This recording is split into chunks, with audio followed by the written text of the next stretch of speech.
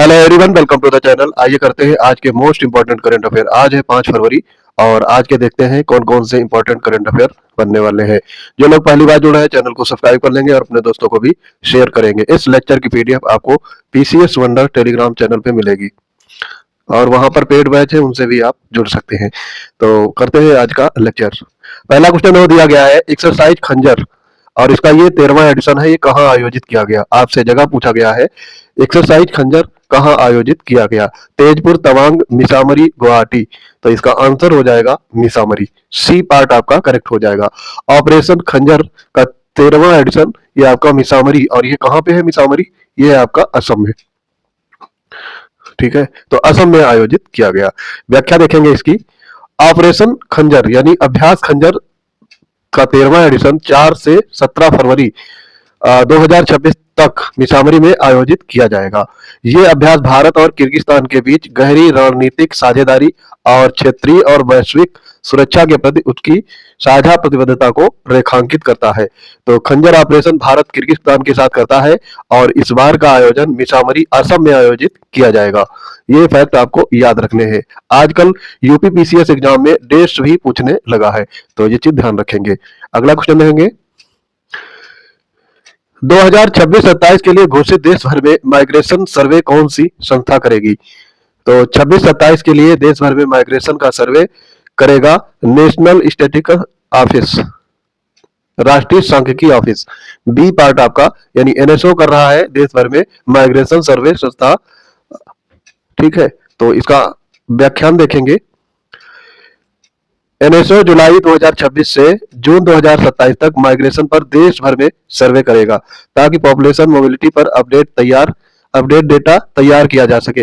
इस एक्सरसाइज का मकसद पहले के अनुमानों को अपडेट करना और महामारी के बाद के भारत में जेंडर और लेबर से जुड़े माइग्रेशन पैटर्न का फिर से आकलन करना है। तो ये जारी कर रहा है नेशनल स्टैटिस्टिकल ऑफिस यानी राष्ट्रीय सांख्यिकी ऑफिस। ठीक है, अगला देखेंगे। वीरभद्रन रामनाथन ने 2026 में कौन सा प्रतिष्ठित पुरस्कार जीता? तो वीरभद्रन रामनाथन ये कौन है, पहले आपको ये पता होना चाहिए, तभी आप इसको मार्कआउट कर पाएंगे। तो वीरभद्रन रामचंद्र 2026 में प्रतिष्ठित पुरस्कार जीता है क्रैफोर्ड प्राइज। क्रैफोर्ड प्राइज, आइए व्याख्या देखते हैं इसका। भारतीय मूल के वायुमंडलीय वैज्ञानिक वीरभद्रन रामनाथन को जलवायु परिवर्तन की वैश्विक समझ को बदलने के लिए कैफोर्ड पुरस्कार मिला, जिसे अक्सर भूविज्ञान का नोबेल प्राइज कहा जाता है। तो कैफोर्ड पुरस्कार को भूविज्ञान का नोबेल कहा जाता है और ये वीरभद्रन रामचंद्रन ये है वायुमंडलीय वैज्ञानिक। ठीक है, तो इनको कैफोर्ड प्राइज दिया गया। अगला है, भारतीय पर्वतारोही कवकयानों ने दक्षिण अमेरिका और पश्चिमी गोलार्ध की सबसे बड़ी चोटी पर सफलता पूर्वक चढ़ाई की। तो कवकयानों ने दक्षिण अमेरिका और पश्चिमी गोलार्ध की सबसे बड़ी चोटी पर सफलतापूर्वक चढ़ाई की। तो आपसे उस चोटी का नाम पूछा गया है। Mount Denali, Mount Aconcagua, Mount Elbrus या फिर नन ऑफ द एबव। तो यहाँ पर ये माउंट एकांकागुआ, बी पार्ट आपका राइट हो जाएगा। व्याख्या इसकी जरूर देखेंगे। यह उपलब्धि उनके महत्वाकांक्षी 7 समिट अभियान में एक बड़ा मील का पत्थर है और इन्होंने साथ ही अरुणाचल प्रदेश को वैश्विक साहसिक खेल मानचित्र पर प्रमुखता से स्थान दिलाया है। तो ये जो कवकयानों है ये अरुणाचल प्रदेश की है, ये फैक्ट भी आपको याद रखना है। नेक्स्ट देखेंगे। एशियाई राइफल्स और पिस्टल शूटिंग चैंपियनशिप 2026 किस शहर में शुरू की गई? एशियाई राइफल और पिस्टल शूटिंग चैंपियनशिप 2026 ये स्टार्ट की गई या फिर ये शुरू की गई नई दिल्ली में। बी पार्ट आपका करेक्ट हो जाएगा। नई दिल्ली में doctor Karni Singh shooting range में ये प्रतियोगिता शुरू हुई, जिसमें 17 एशियाई देशों के बेहतरीन निशानेबाज हिस्सा ले रहे हैं। 2 हफ्ते के इस इवेंट में पुरुष, महिला, जूनियर और युवा कैटेगरी में 10 मीटर, 25 मीटर और 50 मीटर राइफल्स और पिस्टल प्रतियोगिताएं शामिल है। तो आपसे यहाँ पर जगह पूछा गया था, तो ये नई दिल्ली में शुरू हो रही है। ठीक है, इसमें 17 एशियाई देश शामिल हो रहे हैं। युमनाम खेमचंद सिंह को किस राज्य का अगला मुख्यमंत्री चुना गया है? असम, मणिपुर, नागालैंड या फिर मेघालय। तो युमनाम खेमचंद ये मणिपुर के अगले मुख्यमंत्री होंगे और इनको सर्वसम्मत से चुन लिया गया है।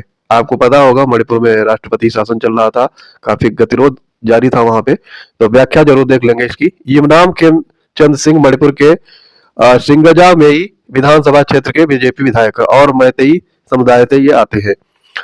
जो मैतेई जनजाति है उससे ये बिलोंग करते हैं और बीजेपी विधायक दल की दिल्ली में हुई बैठक में यमुनाम खेमचंद सिंह को विधायक दल का नेता चुना गया। ठीक है, तो काफी गहमा गहमी के बाद ये विधायक दल के नेता चुने गए हैं। दिल्ली में काफी बार बैठक हुई, अंततः फाइनली ये मणिपुर के अगले मुख्यमंत्री के रूप में चुने गए। आगे देखेंगे विश्व कैंसर दिवस कब मनाया जाता है। इंपॉर्टेंट क्वेश्चन है, कई बार एग्जाम में पूछा गया है। इसका थीम जरूर याद रखना है। विश्व कैंसर दिवस ये आपका मनाया जाता है 4 फरवरी को। यहाँ पर बी पार्ट आपका करेक्ट हो जाएगा। हर साल 4 फरवरी को विश्व कैंसर दिवस मनाया जाता है, जो कैंसर के प्रति जागरूकता बढ़ाने और उसकी रोकथाम, पहचान और उपचार को प्रोत्साहित करने के लिए प्रेरित करता है। इस बार की थीम है अद्वितीयता से एकजुट, यूनाइटेड बाय यूनिक। ये ध्यान रखेंगे, ये आपको एग्जाम में रखा मिलेगा, तो थीम जरूर याद रखेंगे, इसकी इंपॉर्टेंट है। इस पर आप डबल स्टार मार्क करेंगे, थीम जरूर पूछी जाती है। अगला है भारत में रामसर स्थलों की कुल संख्या बढ़कर कितनी हो गई है। तो पहले रामसर स्थल थे 96, अब कितने हो गए हैं 100, 102, 95 या फिर 98। तो 2 रामसर साइट अभी जुड़े हैं, तो ये 98 हो गई है, 98। व्याख्या जरूर देखेंगे। फरवरी 2026 में विश्व आर्द्र भूमि दिवस के अवसर पर भारत में रामसर स्थलों की कुल संख्या 96 से बढ़कर 98 हो गई है।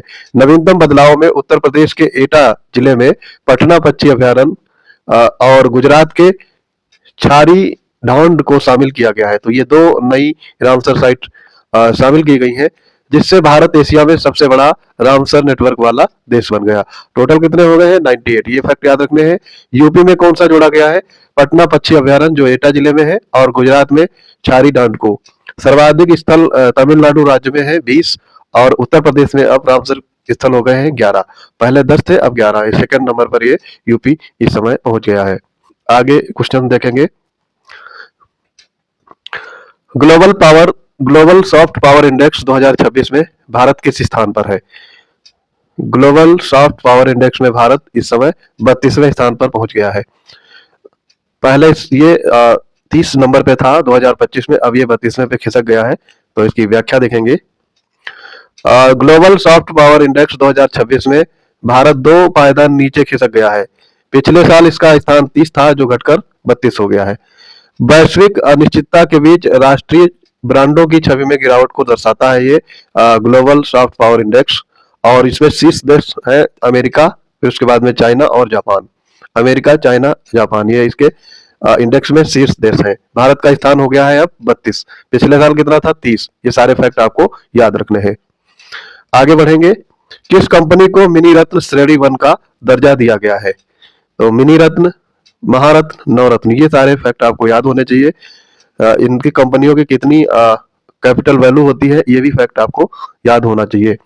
तो मिनी रत्न श्रेणी 1 का दर्जा दिया गया है यंत्र इंडिया लिमिटेड। सी पार्ट यहाँ पे करेक्ट हो जाएगा। यंत्र इंडिया लिमिटेड को मिनी रत्न श्रेणी 1 का दर्जा दिया गया है। व्याख्या देख लेंगे इसमें। रक्षा मंत्री राजनाथ सिंह ने 2 फरवरी 2026 को रक्षा सार्वजनिक क्षेत्र के उपक्रम यंत्र इंडिया लिमिटेड को मिनी रत्न श्रेणी 1 का दर्जा देने की मंजूरी दी है। तो ये यंत्र इंडिया लिमिटेड ये रक्षा उपकरण बनाती है और ये रक्षा सार्वजनिक क्षेत्र की कंपनी है। इसको मिनी रत्न का दर्जा दिया गया है और राजनाथ सिंह ने ये मंजूरी प्रदान की है। तो ये इंपॉर्टेंट क्वेश्चन हो जाता है, तो इसको आप जरूर याद रखेंगे, यंत्र इंडिया लिमिटेड। आई होप ये वीडियो आपको समझ में आ गया होगा। आज के करंट अफेयर सारे इंपॉर्टेंट है, इनको जरूर लिख लेंगे अपनी नोटबुक में, और इसकी पीडीएफ आपको पीसीएस वंडर्स टेलीग्राम चैनल पर उपलब्ध रहेगी। अगर हमारे पेड बैच से जुड़ना चाहते हैं तो भी आपको PCS wonder Telegram channel join करना होगा। वहां पर आपको करंट एग्जाम्स के बैच आपको रनिंग में दिखेंगे। अभी इस समय इलाहाबाद आरओ का बैच रनिंग में है, तो वहां पर एनरोल करके मैक्सिमम लाभ अर्जित कर सकते हैं। ये वीडियो कैसा लगा कमेंट बॉक्स में अपनी प्रतिक्रिया अवश्य देंगे। मिलते हैं अगले इंपॉर्टेंट वीडियोज के साथ, तब तक के लिए पढ़ते रहिए। जय हिंद।